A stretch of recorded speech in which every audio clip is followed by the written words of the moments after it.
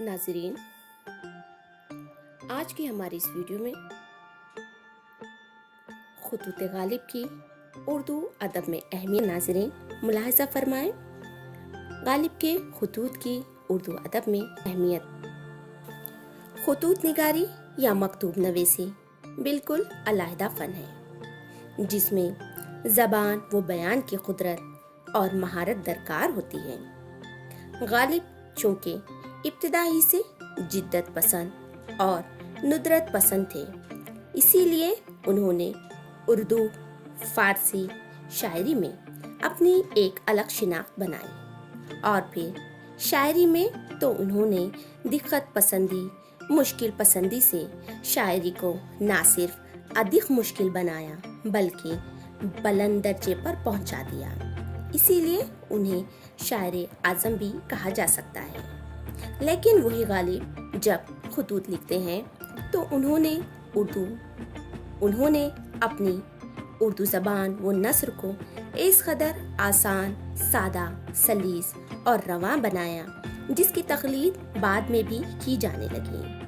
غالب کے خطوط اردو زبان و نثر کی ترقی میں ایک تاریخی دستاویز اور سنگ میل کی حیثیت رکھتے ہیں، کیونکہ انہوں نے اپنے خطوط کی تحریروں اور عبارت کو مضمون بننے نہیں دیا۔ ان کے خطوط میں بے ساختگی، شگفتگی اور بے تکلفی ملتی ہے۔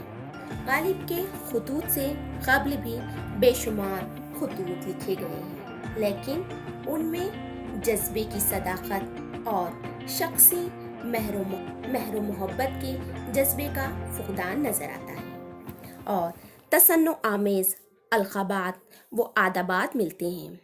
اس کے علاوہ غالب سے پہلے کے خطوط میں بھاری بھرکم القابات اور شوکت لفظی کے سبب یوں لگتا تھا جیسے مکتوب الہی سے ظاہری الفاظ کا اظہار کر رہا ہے۔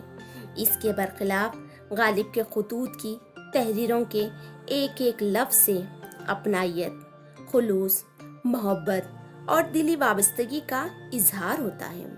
چنانچہ غالب نے خطوط نگاری کی قدیم اور فرسودہ طرز تحریر کو اور بالخصوص طویل القابات لکھنے کے رواج کو ترک کرتے ہوئے مختصراً لیکن بامعنی القابات تحریر کیے، جس کی وجہ سے پڑھنے والا صرف اپنا ہی دوست تصور کرتا ہے۔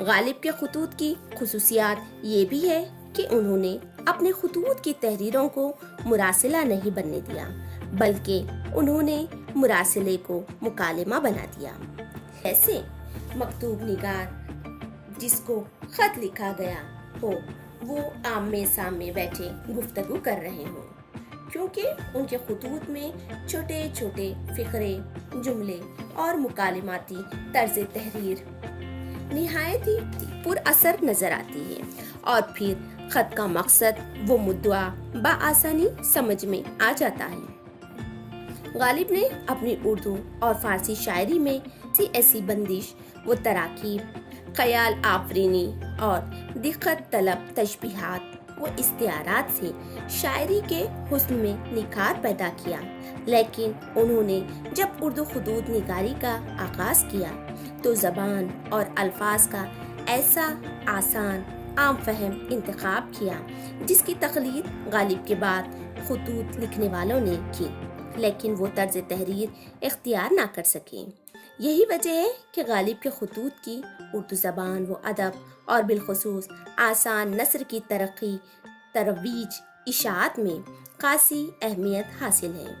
غالب کے خطوط میں نہ صرف ان کی زندگی، سیرت و شخصیت کی وہ مخفی پہلو بھی نمایاں ہوتے ہیں جن کا تذکرہ دوسری کتابوں میں نہیں ملتا۔ غالب کی فطرت، زندگی کے آخری حصہ، تنگ دستی، بیماری کے متعلق بھی مختلف پہلو واضح ہوتے ہیں جن کے متعلق ان کی سوانح کتابوں میں بھی کم ملتا ہے۔ غالب نے اپنے بیشتر خطوط یا تو اپنے بے تکلف دوستوں اور شاگردوں کو لکھے، جن میں انہوں نے گویا اپنے دل کی کتاب کھول کر رکھ دی ہو، جن تحریروں کے ذریعے ان کے دوستوں اور شاگردوں کے متعلق بھی تفصیلات ملتی ہیں جنہیں اردو ادب میں بلند مقام حاصل رہا ہے۔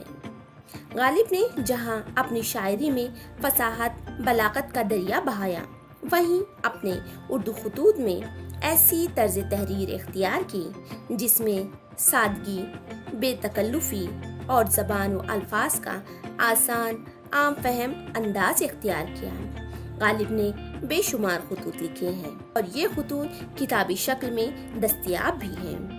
جن غالب کے خطوط کے مجموعوں کے نام ہیں عود ہندی، اردو معلیٰ، مقات غالب، نادرات غالب، رقات غالب قابل اہم ہیں۔ امید کرتی ہوں ناظرین یہ چھوٹی سی ویڈیو آپ کو پسند آئی ہو۔ مجھے خوشی ہوگی کہ آپ میرے چینل کو ضرور سبسکرائب کریں، اس وعدے کے ساتھ کہ جلد ہی اگلی ویڈیو میں آپ سے دوبارہ ملاقات ہوگی۔ تب تک کے لیے مجھے دیجیے اجازت۔ خدا حافظ۔